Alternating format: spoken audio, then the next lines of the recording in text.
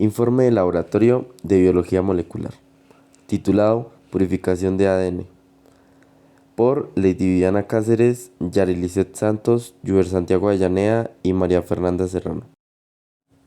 Introducción. La extracción y purificación del ADN genómico es un proceso esencial en biología molecular, ya que permite obtener material genético limpio y de calidad para análisis como el PCR o la secuenciación. En este laboratorio se purificó ADN humano a partir de una muestra de sangre, siguiendo pasos como la lisis celular, la eliminación de proteínas y la precipitación con etanol. Se emplearon reactivos como SDS, el fenolcloroformo y el etanol para aislar el ADN de manera eficiente.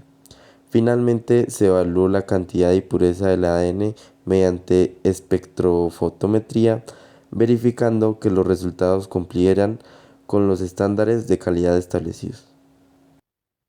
La extracción del ADN es una etapa crucial para obtener resultados óptimos en las pruebas de biología molecular. No existe un procedimiento universal de preparación de las muestras, sino que se sigue una serie de principios de acuerdo al volumen y preparación de la muestra. Ahora, la preparación de esas muestras pues tiene algunos objetivos, como hacer que los ácidos nucleicos sean accesibles y compatibles con los sistemas analíticos. También lograr que la concentración de ácido sea suficiente para lograr una adecuada sensibilidad del método utilizado. También eliminar sustancias inhibidoras o enzimas o que interfieran con las reacciones. Y eliminar nucleasas. Ahora hay una serie de etapas involucradas en la extracción del ADN, que son la lisis de las células o microorganismos que contienen ácido nucleico, la desnaturalización del complejo de los complejos nucleoproteicos, también la inactivación de las nucleasas endógenas, la eliminación de proteínas y ciertas categorías de ácidos nucleicos y la purificación del ácido nucleico por precipitación, cromatografía o fijación sobre sílice. El protocolo llevado a cabo tuvo 3 fases. La primera fue la extracción de los glóbulos blancos, la segunda la purificación del ADN y la tercera la precipitación y lavado del ADN. Para la primera fase se inició colocando 1.5 mililitros de sangre en un tubo Falcon con EDTA. Esta es una sustancia o agente quelante y tiene la capacidad de formar complejos estables con iones metálicos. Los iones metálicos como el calcio son indispensables para una amplia gama de reacciones enzimáticas de la cascada de la coagulación y su eliminación previene irreversiblemente la coagulación sanguínea, haciendo que la sangre se mantenga en un estado líquido y preserve su integridad para la muestra. Como segunda acción, se centrifugó a 2500 revoluciones por minuto por 15 minutos en la centrifugadora serológica. Se rotuló el tubo correspondiente para el grupo 3 y se dio inicio al proceso y pues se contabilizó el tiempo en la centrifugadora. Tras la centrifugación se observaron 3 capas. En la parte superior se sitúa el plasma, en la capa media los glóbulos blancos, que son los de nuestro interés, y en la tercera capa pues los glóbulos rojos. Como se observa en la figura 3, se muestran los tubos tras el proceso de la centrifugación. El que corresponde a nuestro grupo es el que se ha rotulado con el número 3.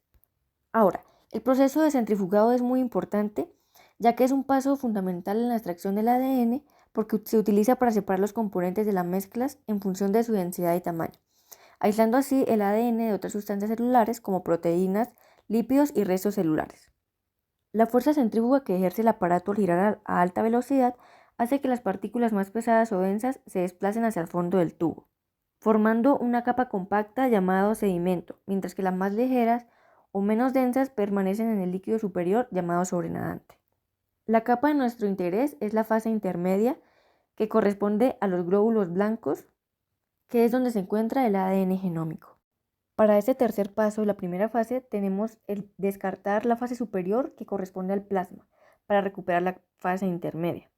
Como se observa en la figura 4, el plasma corresponde a la fase superior que tiene una coloración amarilla.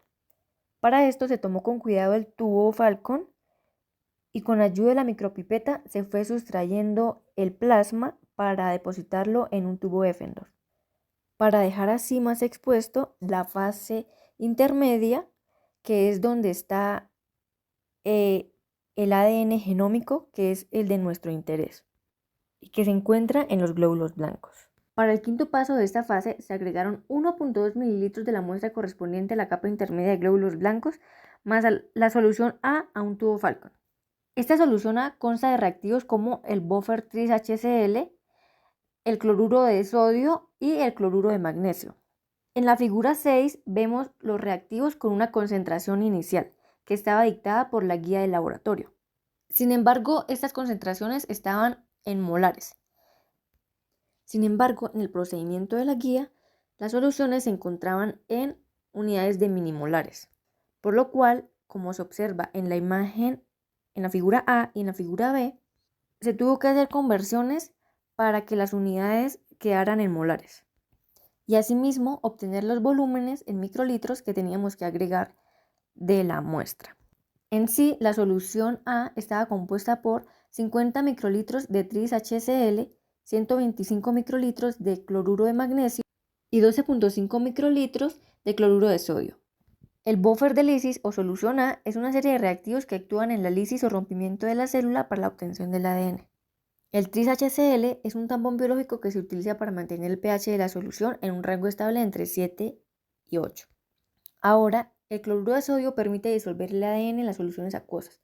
Los cationes se unen a los grupos fosfato del ADN para reducir las fuerzas repulsivas, favoreciendo la posterior precipitación del ADN en presencia del etanol posteriormente. Para el punto 6 tenemos que se centrifugó por 10 minutos a 2500 repeticiones por minuto la muestra más la solución A del punto anterior.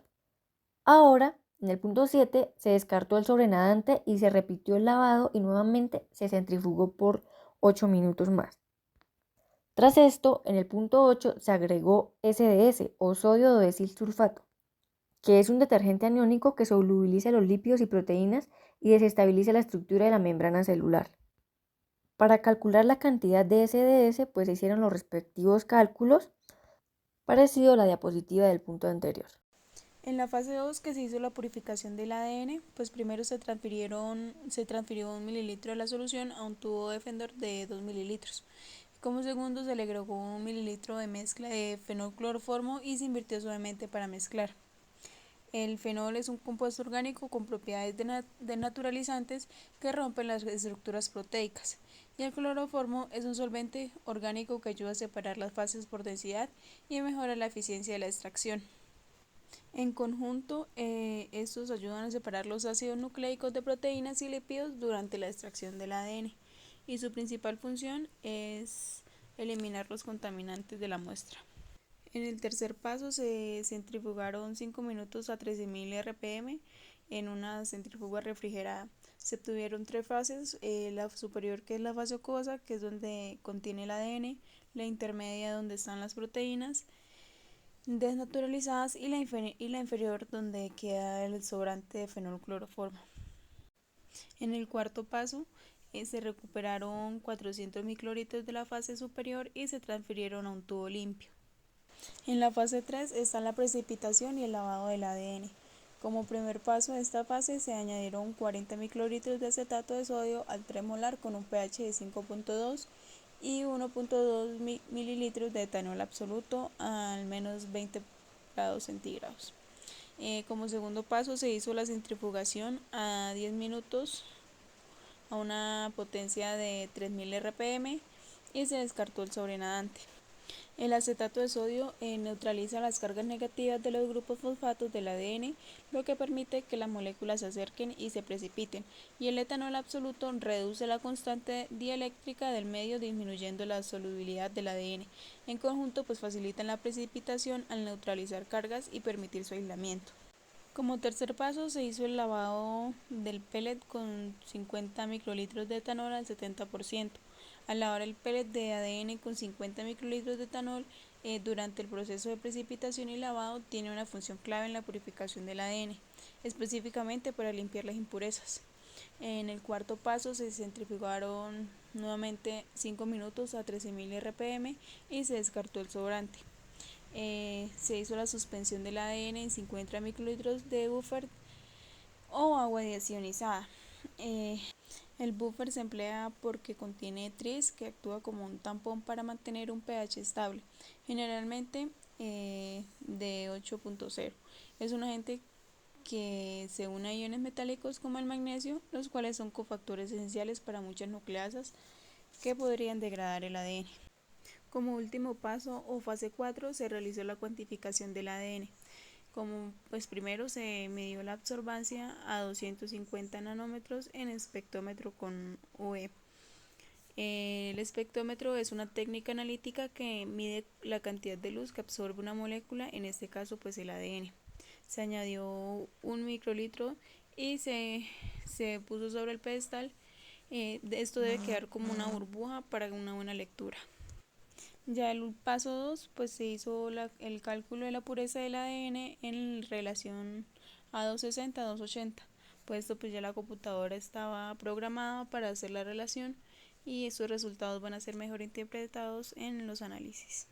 A continuación voy a exponer y a presentar nuestros análisis y resultados. Primero que todo vamos a observar una pequeña tabla con cada uno de nuestros datos tomados en la práctica. Vamos a hacer una explicación sobre estos datos que están observando. El primer dato tomado, que fue blanco TE, es el control. No debe tener ADN. La concentración bajísima confirma que no hay contaminación de ADN. La relación 260-280, que es 1.75, se acerca al rango normal, pero el 260-230 bajo 0.48. Solo indica residuos de buffer, lo cual es normal en blancos. En el lavado 1 con etanol el 70% hay bastante ADN, alta concentración, pero el 260-280 es bajo, que este nos dio 1.47. Indica contaminación con proteínas o fenol. El 260-230, que nos dio 1.15, también bajó. Indica restos de etanol o sales. El lavado 2 con etanol al 70% tiene muy baja concentración de pureza. El 260-280 es menor a 1.6. Esto indica contaminación fuerte por proteínas o solventes. El 260-230 es menor a 1. Hay residuos de fenol o etanol. Ahora, en los datos 4, 5 y 6 son repeticiones de la misma muestra, que esta se hizo por triplicado. La pureza mejora ligeramente, pero sigue baja. Hay proteínas o SDS no eliminadas. El 260-230 bajo indica que aún hay sales o solventes. Ahora vamos con la siguiente diapositiva, que son los análisis de lo que acabamos de decir. Entonces, según las normas ISO, recomiendan el A260 y A280 de 1.8 a 2 y el A260 a A230 de 2 a 2.2. Entonces, los valores de A260 y A280 van disminuyendo del lavado ADN final. Esto es normal porque el ADN ya está más concentrado en un volumen menor, pero purificado. De igual manera, las relaciones de pureza 260-280 y 260-230 siguen por debajo de los rangos normales. Esto significa que aunque logramos extraer ADN, no está completamente limpio. Hay residuos de proteína, fenol, SDS o etanol. Las posibles causas de contaminación serían las siguientes: fenol o cloroformo que no se ha retirado completamente en la fase de purificación, lavados con etanol insuficientes que han dejado residuos de sales o de disolventes, el pellet no seco del todo antes de resuspenderlo en TE. No secó del todo antes de resuspenderlo en TE. Pipeteos inadecuados que arrastran proteínas interfaciales en la recuperación de la fase acuosa. Algunas recomendaciones que podríamos tener en cuenta son: repetir el paso de lavado con etanol al 70%, asegurándonos de que la centrifugación sea completa y el pellet esté seco antes de resuspenderlo. Incrementar el número de lavados cuando el 260-230 sea bajo. Verificar que el fenol utilizado sea fresco y que esté equilibrado en tris, ya que el uso de fenol oxidado puede contaminar el ADN. Si se va a usar para PCR, considerar la purificación adicional con columna de silicio, sílice o resina para eliminar las proteínas y los solventes. Conclusiones. Primero, se consiguió aislar ADN genómico humano en concentraciones adecuadas entre 2.5 y 2.7 microgramos sobre microlitros, aunque con un nivel de pureza menor al esperado. Segundo, los valores de la relación A260 a 280 que estuvieron entre 1.30 y 1.48 evidencian cierta contaminación del ADN con proteínas o residuos de reactivos como SDS o fenol. Tercero, esta contaminación podría explicarse por lavados con fenol poco eficientes y por el arrastre de restos interfaciales, como proteínas o fenol, durante la recuperación de la fase acuosa. Anexos. Primero, ¿por qué se centrifuga la sangre antes de extraer el ADN? Esto es para agilizar el proceso de sedimentación, separando el plasma sanguíneo y el suero de los componentes celulares de la sangre. Ciertos procesos analíticos requieren que la muestra sea separada del paquete globular de manera prioritaria, plasma o suero. Segundo, ¿cuál es la función del SDS en la lisis celular? El SDS es un detergente ampliamente utilizado durante la extracción de ADN. Su función principal es romper la membrana celular y la envoltura del núcleo, permitiendo liberar el material genético y otros componentes internos.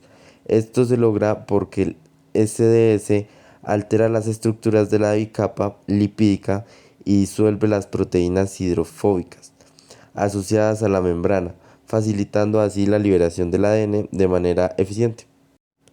Tercero, ¿qué función cumple el fenolcloroformo en la purificación? Este protocolo permite purificar el ADN utilizando una mezcla de fenol y cloroformo.